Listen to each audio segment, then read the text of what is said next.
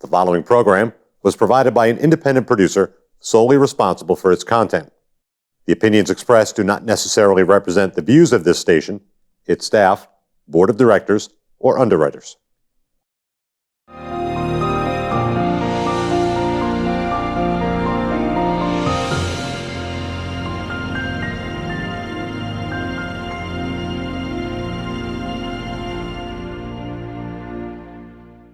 Good evening and welcome to the People's View for July 16th, 2020. My name is Bill Ohm.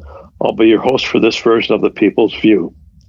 Our show is sponsored by the Nashua Republican City Committee. That's NashuaGOP.com. We hope you'd like to join us if you enjoy our show. And today we have a state rep candidate for Ward 9, City of Nashua, same ward as myself. Our candidate is Paula Moran. Paula, welcome to the show. Well, thank you very much, Bill. So you've got a very impressive background. You've worked at BAE Systems here in Nashua for many years. You've got a bachelor's from St. Anselm College, an MBA, and also a master's in theology, so you're very well-rounded. And I think with all your background at BAE plus your education, you would provide a lot of interesting experience and common sense for the state rep position. So I just have to ask you a very basic question, which is, why in the world are you running for state rep? Well, I've always been interested in politics, and I think in New Hampshire we have a very unique form of state government. It's completely, and I think most people would say it's got to be service-driven. People do it because they want to serve the community. There's certainly no monetary advantage to it.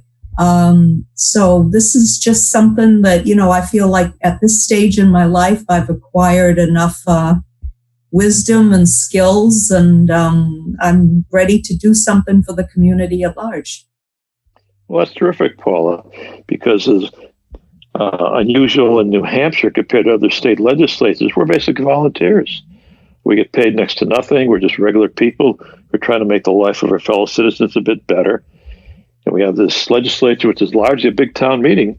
There's 400 of us who get to debate and vote and see what we can do to help the folks. So there's always a lot of issues that come up. There's issues on schools. There's issues on taxes, any number of things. Is there anything in particular that you're particularly concerned about, Paula? Well, I'm particularly concerned about New Hampshire keeping its no income tax situation. And I think that it's very, very important that we do everything that we can in the state legislature to keep the taxes reasonable for the small business people. Because even though I myself happen to work for a very large corporation, my husband is a small business person, and so I understand a lot of what he goes through and all the extra work involved in being a small business person. You have to be an expert at so many things besides what your business is. So I'm very interested in keeping small businesses going, least amount of taxes for them, the least amount of regulation and red tape. And I really do feel that the small businesses are the things that fuel the economy here in New Hampshire. Yeah, that's certainly very true. In fact, in all the country, most of the biggest growth in the economy is from small business people who work hard and become successful. As you pointed out, some of the issues that a small business person has to deal with, besides just trying to make a good product or a good service, is all the overhead of complying with state regulations and record keeping. And, depending on who's in charge of the administration, that could be either greater or a smaller burden for the folks that have small businesses. I think we Republicans, as a general matter of our platform, try to support small business very directly, and we try to minimize the amount of regulations and overhead that people have to deal with. But there's one thing that the state does control, which affects all the small business, which is the business taxes. And I read in the paper that although we Republicans had passed a reform to reduce business taxes, that reform is contingent on the state having a reasonable economy, which we were having very strongly until the virus hit. And now, because the businesses were basically ordered to shut down, many small businesses, particularly restaurants and personal service areas, that we're now behind in our tax collections. And that has a problem with the tax rate being likely to be increased at a time when the businesses need it the most. How do you feel about the whole tax situation in New Hampshire for the business people?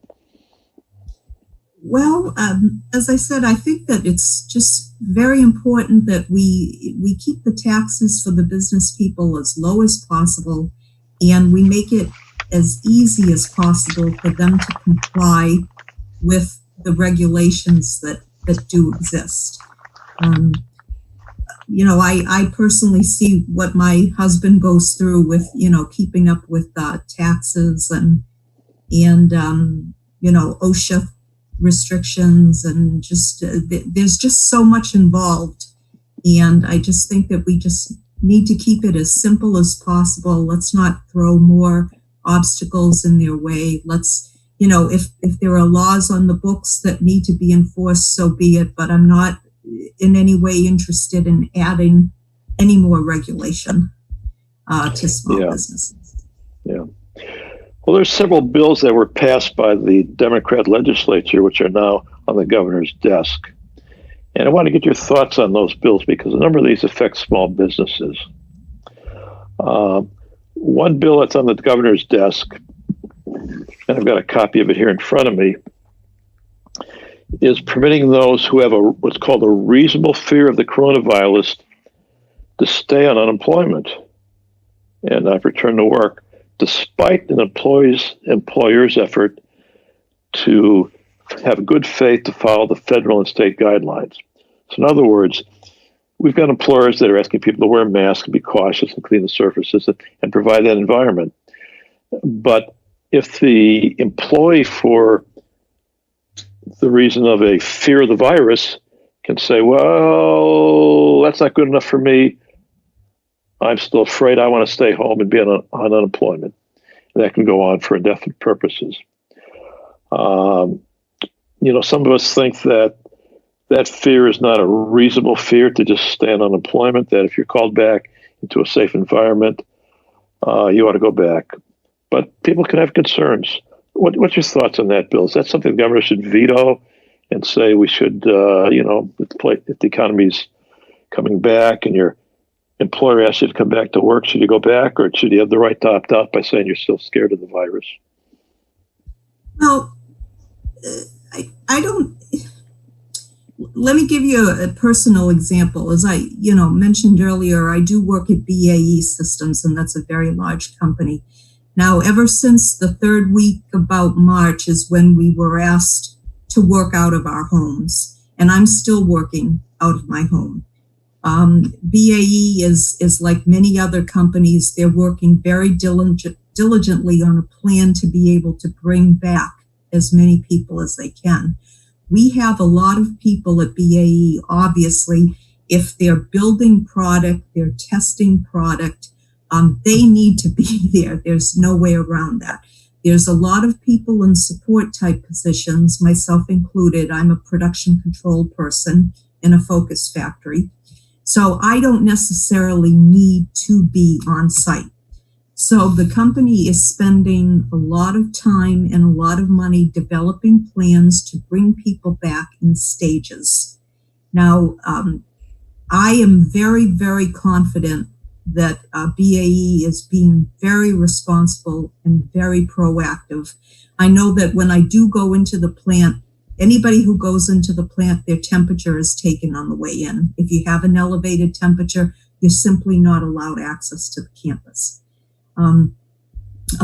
There's going to be all kinds of other things, like they're going to spread cubicles out to be further apart.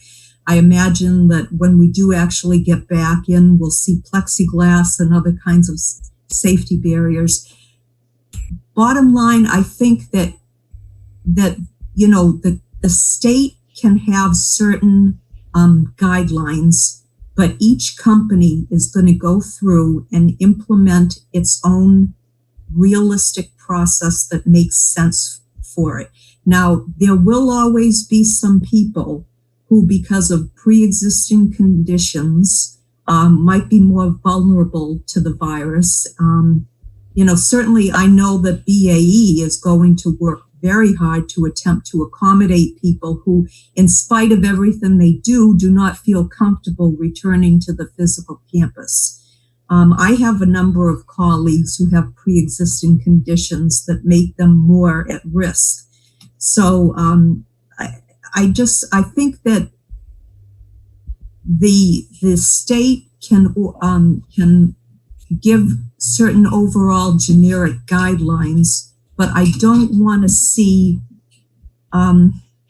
legislation that mandates, a carte blanche kind of everybody will comply with these exact regulations, because I think that each company, obviously, if they're in business, they're pretty intelligent. They need to make their own implementation practical for them. Yeah, and it sounds like BAE is doing quite a good job with your personal experience at the company as really NASA's largest employer to Yes. be very responsible in the environment so that when people do come back, they can feel safe that the company's doing everything that's reasonable. And that brings up another piece of legislation that's directly related to companies bringing back people and not facing what I'll call jackpot lawsuits. There's a, and this is all over the country, and it very much affects us here in Nashua, that should a business comply with the coronavirus guidelines issued by the state, issued by the federal government, should they be in compliance with all the guidelines? Should they be still exposed to lawsuits by somebody catching the virus? And they could have caught it, on the beach or in a group of friends. But if they happen to be at work and they happen to be sick, there is the concern by the business that the business who has deep pockets can be sued by anybody getting the virus, even though the employer is fully compliant with all the state and local regulations.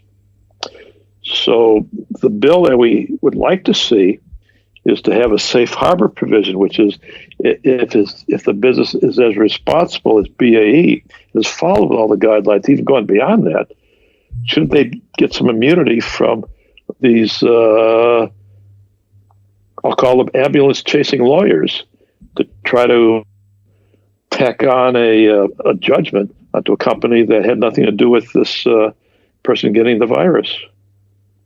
Yeah. So that's the bill that's before us. I mean, I think we should have that kind of a bill passed, but this legislature won't do it. Yeah, I agree with you, Bill. It's a sad state of affairs, but we do live in a very litigious society, and at some point you just you can't have a lot of frivolous lawsuits. And not that I'm implying that there's anything frivolous about this pandemic, but it's a sad state of affairs that there always will be some people, and sadly some attorneys who are willing to pursue these kinds of lawsuits, for their own financial gain. So I think that it's going to be very, very interesting and very crucial to see how the government is going to put their arms around containing all the potential lawsuits. We can't let that explode. We can't force businesses to have so much fear and to incur so much costs and insurance or whatever way they try to mitigate their risks that it drives them out of business. That it just doesn't make any sense. I mean, there's always going to be cases where certain companies, certain individuals were blatantly flagrant about taking the right kinds of precautions to protect their people. But I'm very confident that those kinds of situations are few and far between. Yeah, there's similar cases with medical malpractice. If a doctor complies with the standards of care, then they're generally immune from frivolous lawsuits. There could be a bad outcome just for unrelated reasons, but if they do the accepted practices, they treat the person by the book, they should have immunity. And I believe businesses should also have that same immunity. So I'm going to go one step further, Paul. I'm going to say I'm running for state rep as well with you on my ticket. So I hope we can run as a team and both get in, because I think they could use some people with business backgrounds. But I will sponsor a bill to provide immunity to companies that comply with all the state and federal guidelines. And if they did comply, then they would be immune from these lawsuits of people who claim to have caught the virus, or they could have caught it anywhere, but they can try to nail it on the company for a jackpot settlement. Right. So, and speaking about business issues, there's another issue that always comes up, which affects entry-level jobs. And when I was a kid, I used to deliver papers for $1 a day. That's a real entry-level job. It was a good character builder. You had something in the resume, and then you could go advance. So these days, we have the federal minimum wage for entry-level workers in New Hampshire. And this is, I think, $7.25 an hour. You're not going to get rich doing that, but you can get established as a person who shows up to work every day and does their job. It's the entry to the workforce that you put on your resume, and you look for better paying jobs. And this is particularly important for kids out of school, kids who don't have a high school degree, people who've gone through some tough times and I just want to get back. But the bill that's before the governor is to raise the minimum wage to $12 an hour. And what I've seen in other parts of the country is that an increase in the minimum wage as a result of eliminating these entry-level jobs. They'll go to automated ticket takers or automated cashiers, automated order entry systems, because they can't pay the junior worker who's just getting started this kind of money. So how do you feel about the minimum wage, Paul? Do you think we're okay the way it is at the federal level? Or do you think that New Hampshire has to have a higher minimum wage than the federal government requires? Well, I think, Bill, you and I might differ a little bit on this issue. I have no issue with raising the minimum wage in a very staggered, pragmatic kind of way. Now, at the same time as I say that, I think that what we have here in New Hampshire is that we have such low, well, at least before the pandemic, we had such low unemployment, is that supply and demand was taking care of raising these wages on its own.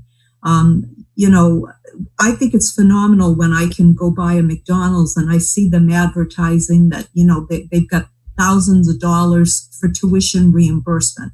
So, when we talk about, the minimum wage, I think of it more as an overall salary and benefits kind of package.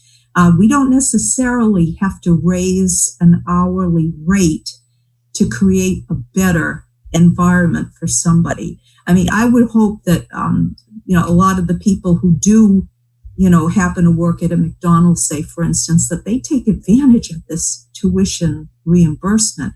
And I think we have absolutely wonderful vocational technical colleges, where you can get a very, very good dollar value for your education.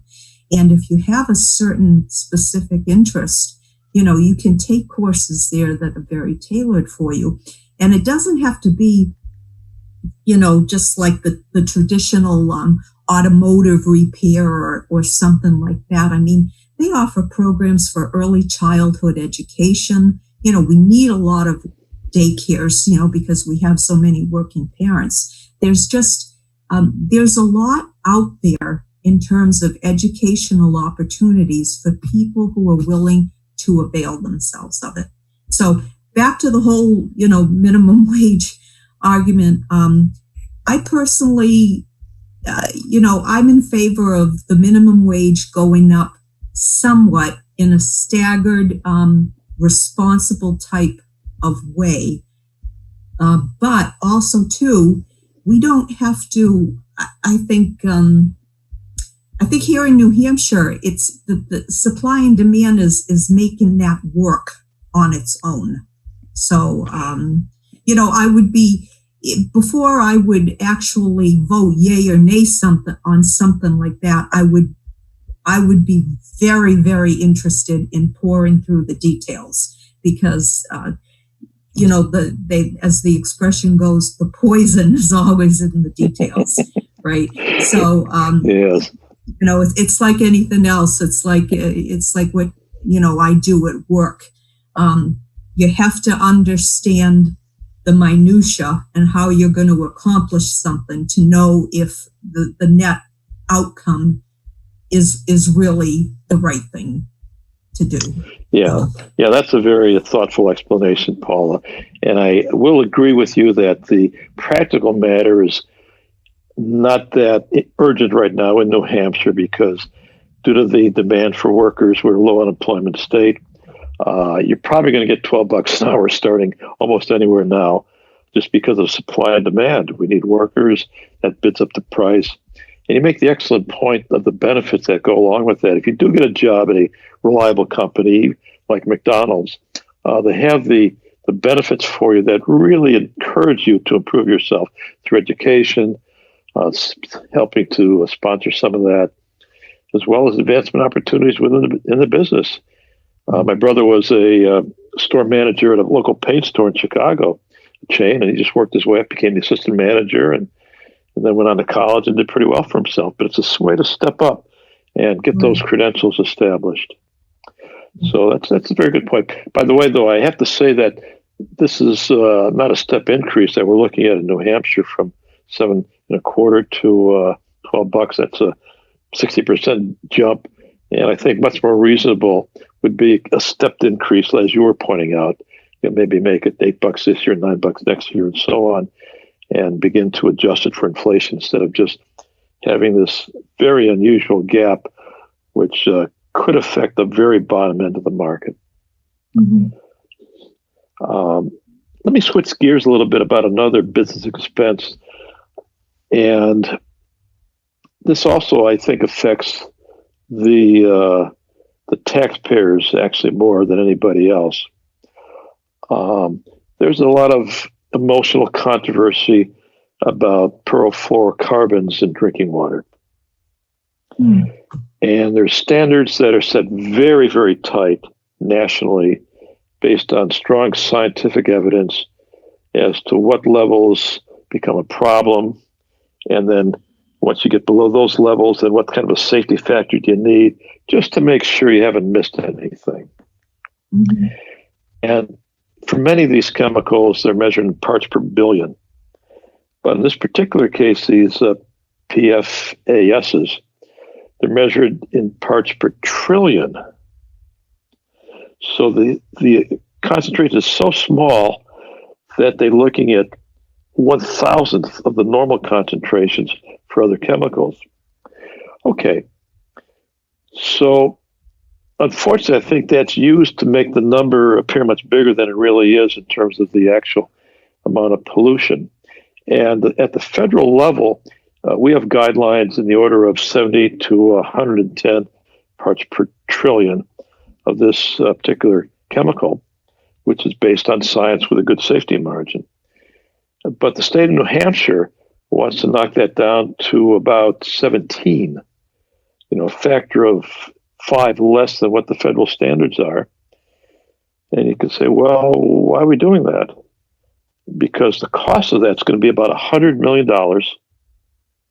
to the people who use drinking water. It requires a major overhaul of all the water filtration systems for no scientific benefit. And I'd just like to comment that the EPA, I think, has done a tremendous job back when there was lead in the environment and all kinds of crud in the Merrimack River, done a tremendous job cleaning that up. But now, having solved these problems, they're looking at trace levels of things that are well below the threshold of causing a problem. And the basis for that is a flawed scientific model of linear no threshold, which means that if it's bad at one concentration, it's bad at 1,000th of that, it's bad at 1,000,000th of that, it's bad at 1,000,000,000th of that. And that's not the way people's bodies work. When you get to these really tiny levels of crud, your body filters it out, and there is no effect. That's a problem. But that's the science issue that we're fighting in New Hampshire to get an emotional response to a essentially undetectable level of some pollutant that has clearly been shown not to be a problem in these exceptionally small doses. There's crud everywhere that you breathe and drink.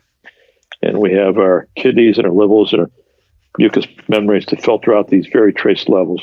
But once you start to get near a level where things start to show up, then we have to act. So what's your thought about the whole issue of cost versus benefit on pollution? Well, first of all, clearly I'm not a scientist and I'm not a mathematician either. So I say that we depend on the experts. And if the federal government has sanctioned certain levels based on sound science, then I say that that's the way to go. I just, how many times can you reinvent the wheel? It's, it's everything, as you said, has a cost-benefit trade-off. And if we're already, meeting the federal guidelines with a safety margin, then I think we've done well. Yeah, I think that's the way to go. And also, it's our time to go, Paula. So I want to thank you very much, Paula Moran, candidate for state rep in Ward 9. For the People's View, this is Bill Ohm. I'm also a candidate for state rep in Ward 9, and Paula is one of my running mates. I hope we both do well. Take care, everybody. See you next time. Thank you. Bye. The preceding program was provided by an independent producer solely responsible for its content. The opinions expressed do not necessarily represent the views of this station, its staff, board of directors, or underwriters.